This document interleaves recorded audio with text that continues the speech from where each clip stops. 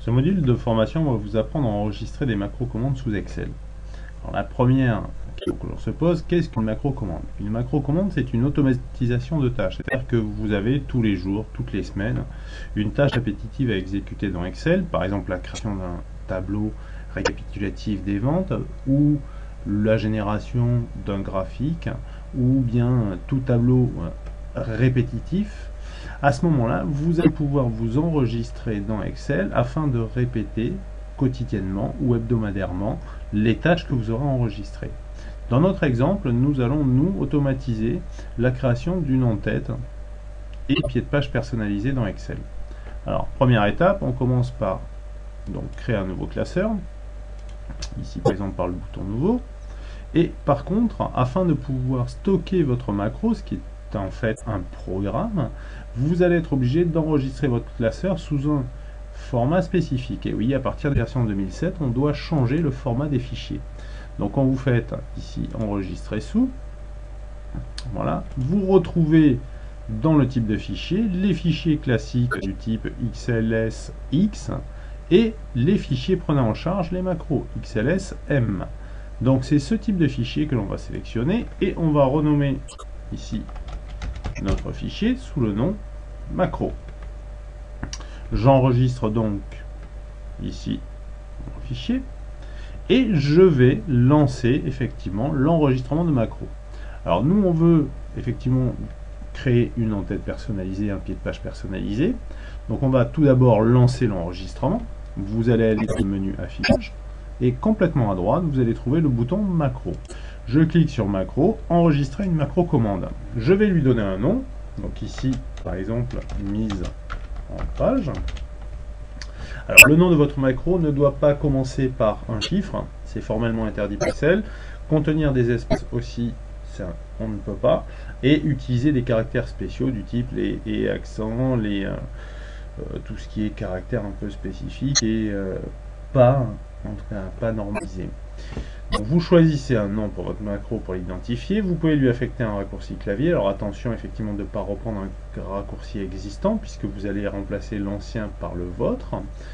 Ici vous allez enregistrer votre macro dans le classeur actif que j'ai créé spécialement pour stocker ma macro et je vais lui donner une petite description. Donc ici par exemple cette macro permet d'automatiser la mise en page de mes classeurs. Petite photographe. Je valide par OK. Donc j'ai défini le nom, où est stockée la macro donc dans le classeur et son descriptif. Maintenant, toutes les actions que je vais réaliser vont être mémorisées dans la macro commande. Donc on veut automatiser ici la mise en page, donc je vais aller dans Insertion et sélectionner en-tête et pied de page. Je me positionne donc dans mon en-tête, je saisis les informations nécessaires ici à mon en-tête, c'est-à-dire ce que je souhaite répéter. Je vais mettre par exemple la date en haut à droite et je vais aller positionner dans mon pied de page et saisir ici ma numérotation, donc page, numéro de page, ici sur le nombre total de pages. Je réactive ma feuille, j'ai un petit dièse, c'est normal puisqu'il n'y a aucune saisie dans ma feuille. C'est pas une erreur, c'est effectivement le fait que ma feuille est vide. J'ai fini la mise en page, je ici clique sur ce bouton afin d'arrêter ma macro. Ou alors vous pouvez retourner dans l'onglet affichage, cliquez sur le bouton macro et vous trouverez le même bouton arrêter la macro. J'arrête donc ma macro et ma tâche est donc mémorisée dans ce classeur là. Si je souhaite relancer la macro, je me positionne par exemple dans la feuille 2, je vais aller dans mon onglet affichage et cliquer sur le bouton macro. Dans ce cas là, je vais sélectionner afficher les macros et je sélectionne mise en page. J'exécute dans la fenêtre. Voilà. Le programme se lance et j'ai bien ma mise en page de réaliser.